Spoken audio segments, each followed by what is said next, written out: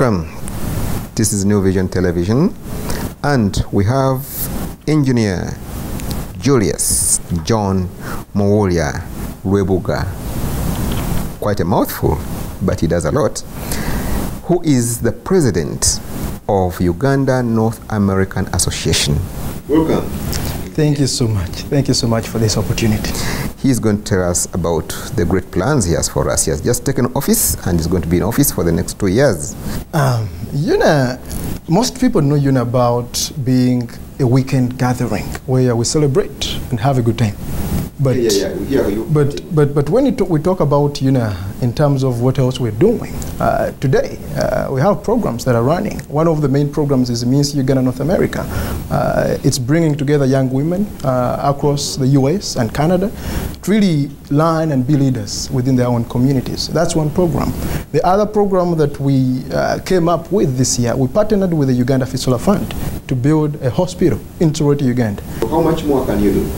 That's the question that I want to challenge all the Ugandans, because when I made the remark that $500 million is just coming specifically from North America, 80% of that goes towards family business, goes towards stuff that's not getting into infrastructure and building the economy. Only 20% goes towards the economy investment in terms of infrastructure.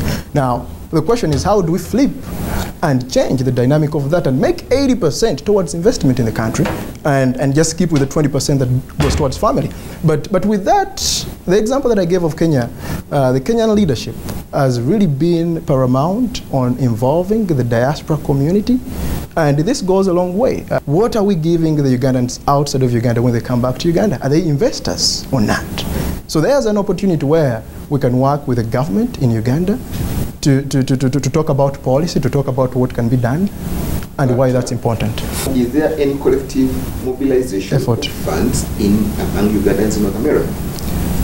It has been tried before, where some Ugandans have come together and they've put forward some money to invest back in Uganda. Now, in terms of the longevity of that, where it goes, what happens, the return on investment of it, that's a question that hasn't been fully addressed. But also, the place that is really tough, I think, the Ugandans in the diaspora, is most of us feel not at ease with ourselves. We are in a foreign land, and I think so many are trying to support their families, and we're not focusing on what is our contribution back to the country, because we're looking at Ugandans that are doing different things. Some of them are doctors, engineers, musicians, artists, across the board, and they have exposure and experience. But the most important question that we haven't addressed is, how are we using the exposure, the experience? Can't you do that here? The conversation has already started.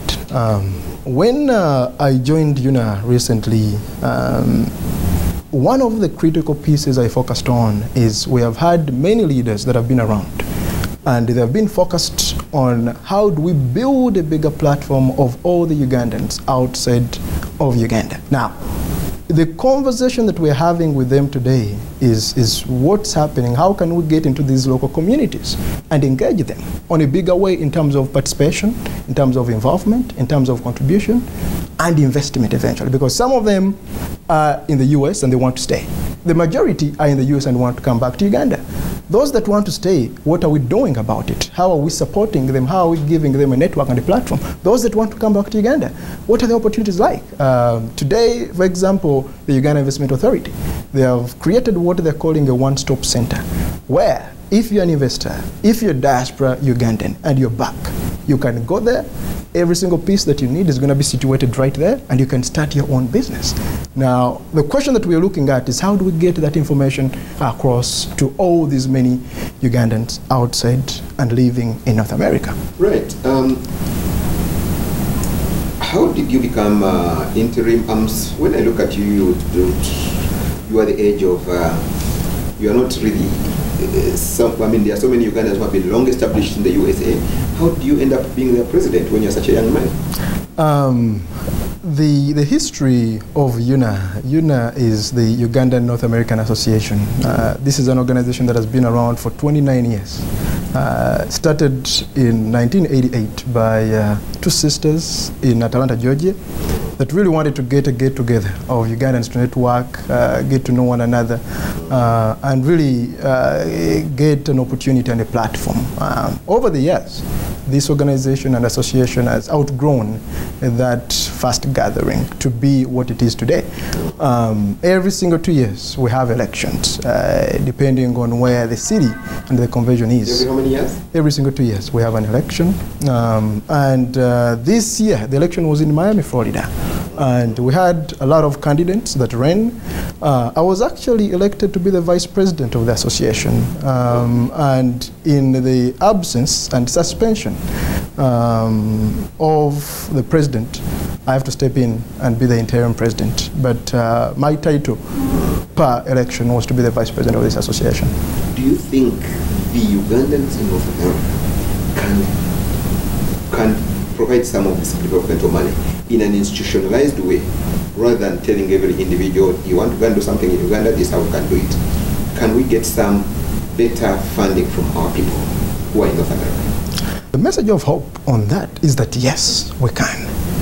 Yes, we can. And that's one of the opportunities that we are focusing on, because if we're having these entrepreneurs in Uganda coming, interconnecting, networking, and getting to know some of the businesses, what's different, what are they doing that is really unique, that's setting them apart. I think that's an opportunity that we are really, really focused on.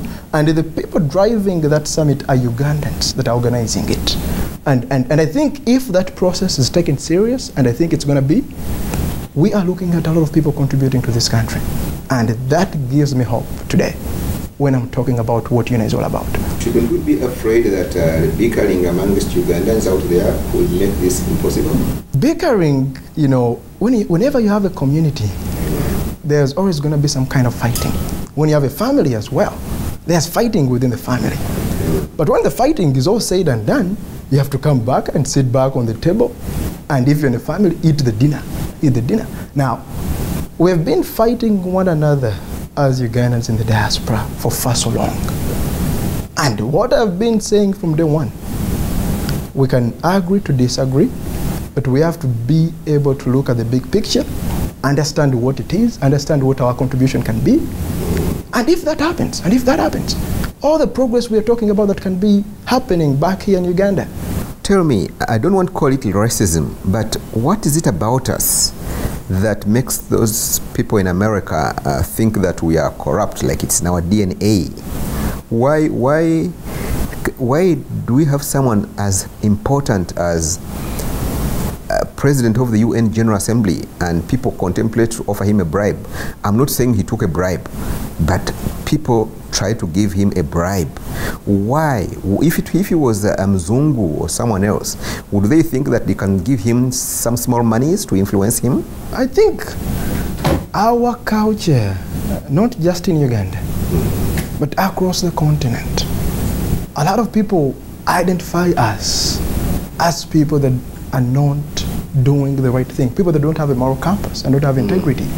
And that's one of our weaknesses. Now, when some of the investors are looking at doing business in Uganda, they are investors that I've interacted with, that have told me bluntly that 5-6 years ago I tried to do business in Uganda, and I was being asked a 50% rate for me to be able to get in business in Uganda. And that's not the right thing to do, because if we are trying to grow the economy here in Uganda, we have to be mindful of what perception are we creating for the people that are trying to come.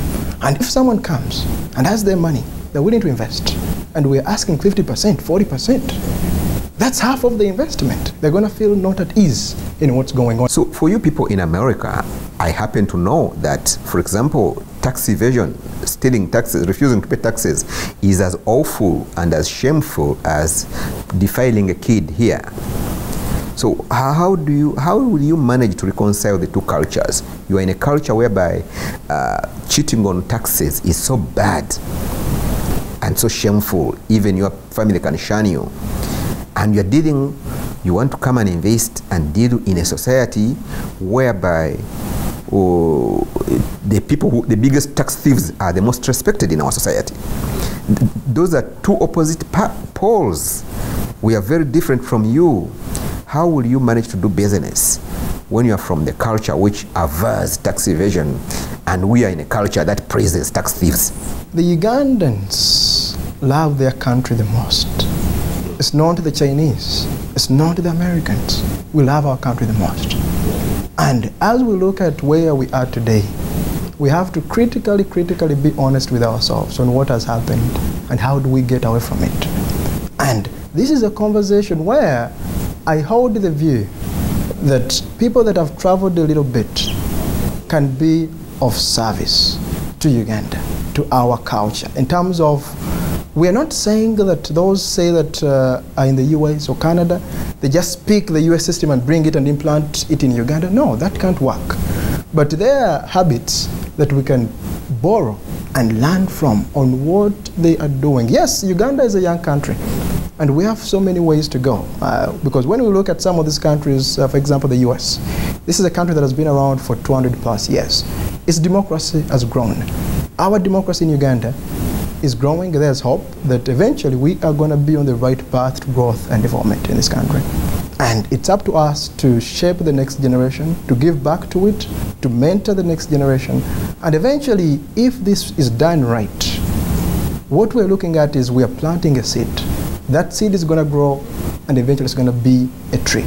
To the Ugandans here in the country, it's a pleasure and an honor to actually have this opportunity to speak with you about some of these conversations, about some of these programs.